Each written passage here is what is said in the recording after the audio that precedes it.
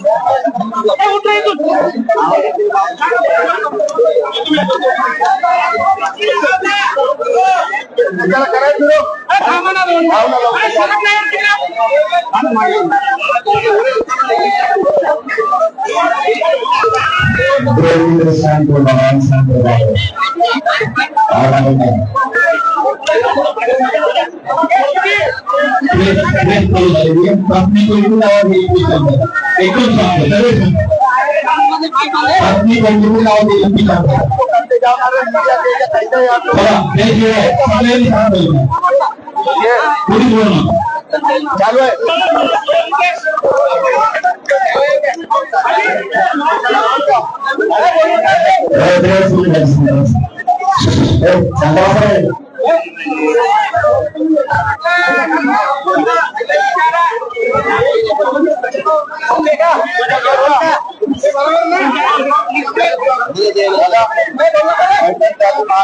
बैठक झाली काय लोकांचं म्हणणं आहे आणि तुम्ही काय लोकांना सांगितलं लोकांचा काय मूड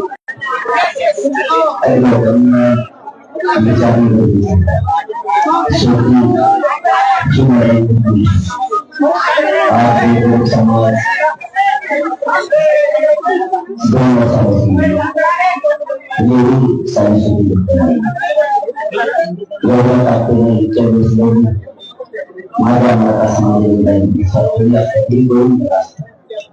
इतकं प्रमुखपणे इतक्या ताकदीने या समाजाचं गरीब शेतकऱ्यांचं इतकं कौतुक आवडतं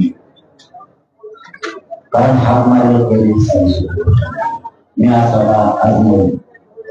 या विधानसभा निवडणुका झाल्यानंतर मराठी पामुले मराठी एकत्र असणे मराठी शिकण्यासाठी तात्पुरते एकत्र येणे हे जे मनास्पद बोलले आज मराठीमध्ये अट ठेवा आम्ही मराठीच या निश्चित आहे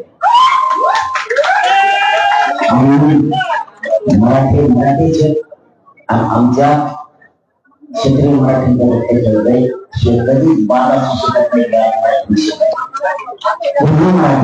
शिक्षकात आले त्यांना विचारलं आपल्याला जायचंय चढायचं का तर ते जायचं मग तारीख ठरले त्याप्रमाणे आज समाजाला विचारलो आबा शेवटी आम्हाला किती दिवसांनी सहन करायचा आम्हालाही वाटतं आमच्या हाताकडे काम आमचं ऊस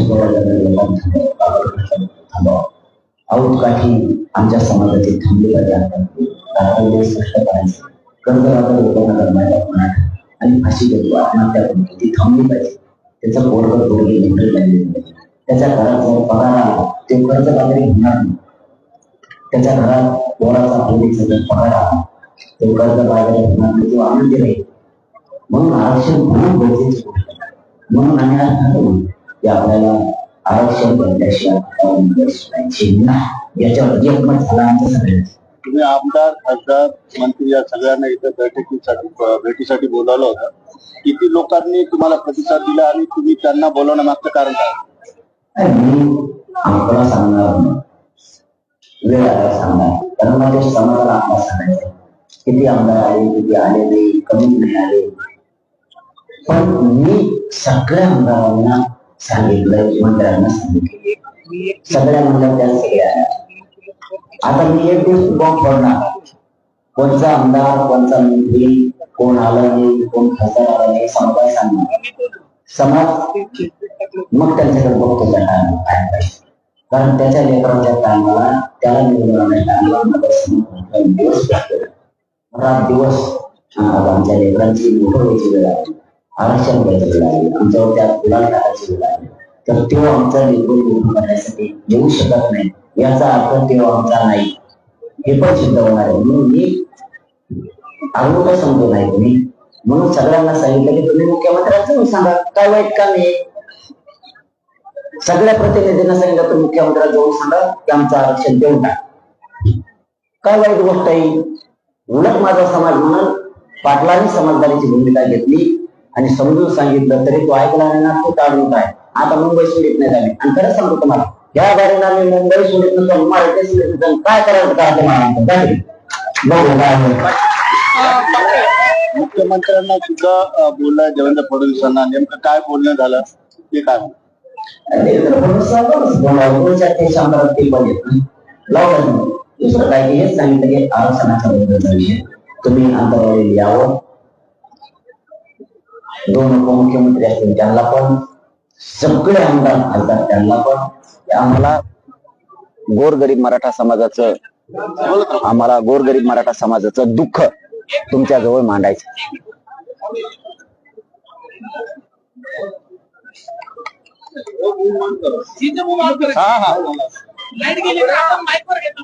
आपल्या माईक लावत ना, हा माईक जवळ असतो त्याच्यामुळे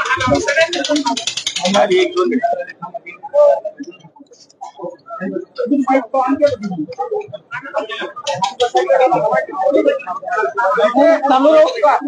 चालू ठेवू ना.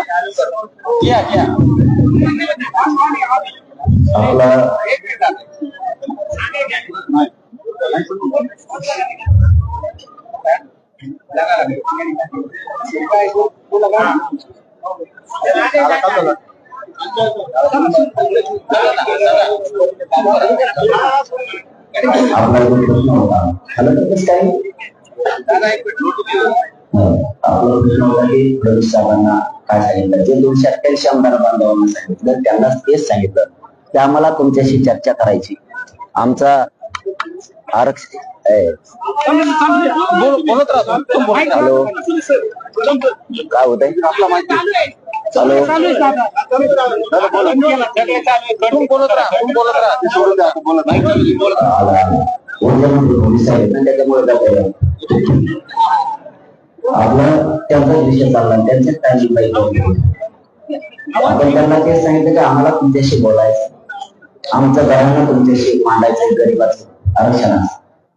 तुम्ही सोडवा, आम्हाला काय मुंबईला यायचं नाही, आंदोलन करायचं नाही, त्याच्यापेक्षा काय प्रामाणिक भूमिका असेल. पण मला आरक्षण एकदा जर मी अंतरावली सोडली मंत्र्यांना कोणाच ऐकत नाही, याच्यापेक्षा काय समजदारीची भूमिका घ्यायची.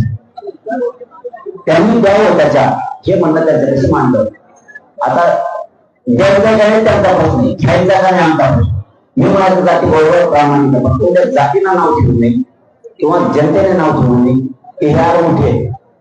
आता आरमोठे मुख्यमंत्री ते मराठी हे सिद्ध होणार. तुम्हाला फोन करून सांगितलं द्या तरी देत नाही, सगळे मंत्री पाठवले आमदार पाठवले तरी देत नाही. 27 सगळ्यात आवाज आणि न थांबता थेट मुंबईत जाणार. आम्ही 28 ऑगस्टला संध्याकाळी पोहोचणार, 29ला सकाळी आंदोलन सुरू. इथून आंतरवाली निघणार सकाळी 10 वाजता 27 ऑगस्टला शहागड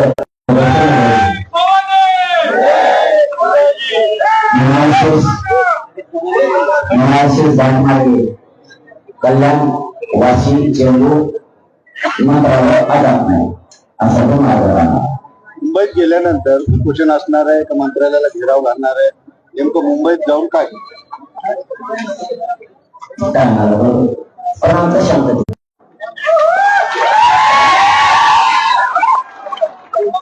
आमदार मंत्री सगळ्यांच्या घराला घ्यावं लागणार, सगळ्यांच्या घराला घ्यावं लागणार आणि तुमच्या वाटा गेला काय पुन्हा एकदा सांगा की मुंबईला आपण चाललेलो आहोत, पण मागण्या नेमक्या काय काय असणार, सविस्तर मागण्या सांगा.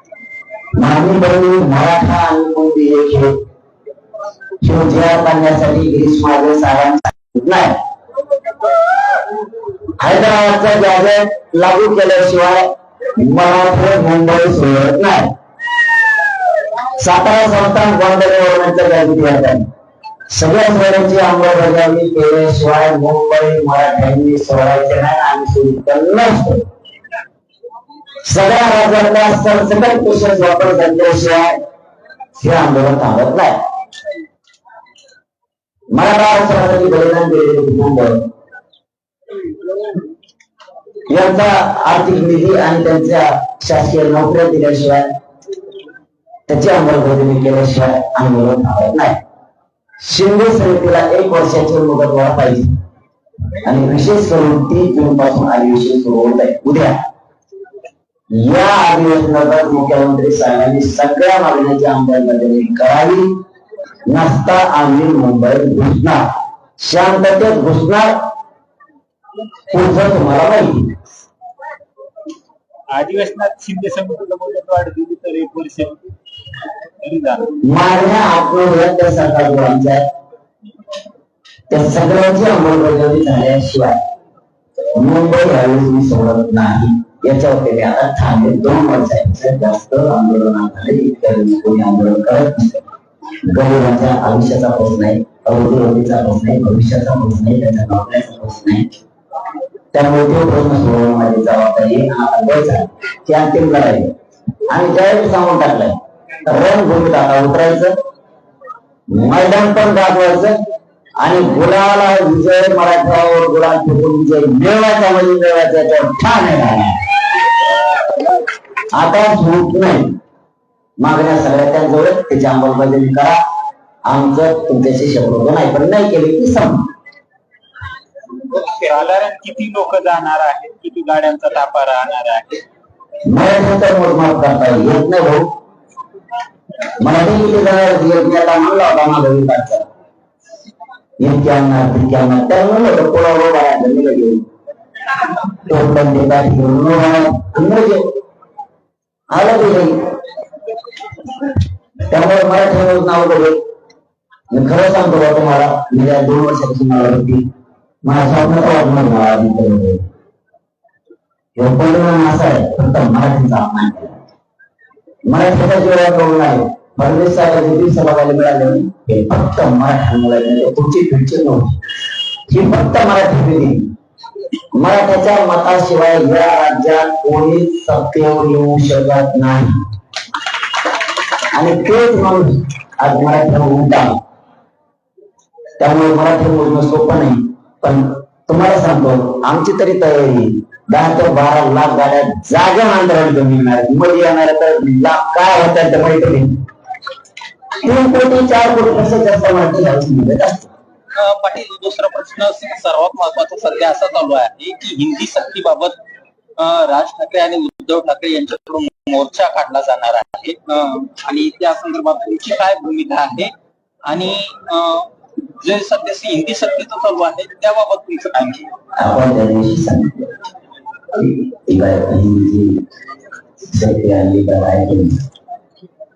तिचं काय करायचं ते बघा. पण मग भारतात सुद्धा मराठीची सक्ती होणार आहे. भारतात सुद्धा मराठीची सक्ती झाली पाहिजे. सगळ्यांच्या राज्यात त्याची अंमलबजावणी झाली पाहिजे. मराठी पण देशात जागा आहे आणि हे हिंदी जाणार मराठीची सक्ती करणार का हा सुद्धा प्रश्न मागत. चल धन्यवाद. प्रफुल्ल पटेलांनी असं म्हटलंय की मराठा समाजाला आरक्षण मिळावं ही देखील आमची भूमिका आहे. परंतु मनोज तारांगे पाटलांचे जे आंदोलन आहे ते प्रसिद्धीसाठी आणि राजकीय हेतूने असतात. प्रफुल्ल पटेल कोणाचा बोल आहे?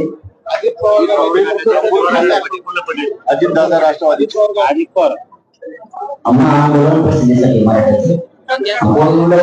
मराठ्याचे माजी मंत्री माजी केंद्रीय नागरी उड्डाण मंत्री माझे नाव आहे त्याचं पूर्ण प्रफुल्ल पटेल.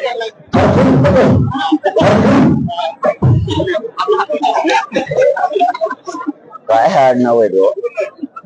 मी नवीनच ऐकलं होतं नाव. बस असते तसे जाऊ द्या, त्याच्यावर नाही ध्यान देत मी प्रसिद्धी कशाची. मला त्या नावच घेता येणं असलं नावच भारतात नाही कोणाचं. परदेशातून आलेलं पार्सल आहे कधी असलं कोणचं आडणार. आणि त्याला काय खाज सुटली मराठ्याच्या नेमकं मध्ये जात याला नवीन काय खास सुटली आता? त्याला पण काय खास सुटली मराठा आरक्षणावर बोलत? त्याला काय करायचं? त्याला कोणी काय बोललं का? त्याला अजितदादा गिळायचा दिसतोय आता. त्याच्याच पक्षाचं ना, त्याला अजितदादा गिळायचं असं नाही. फरफूर पटेल अरे नाव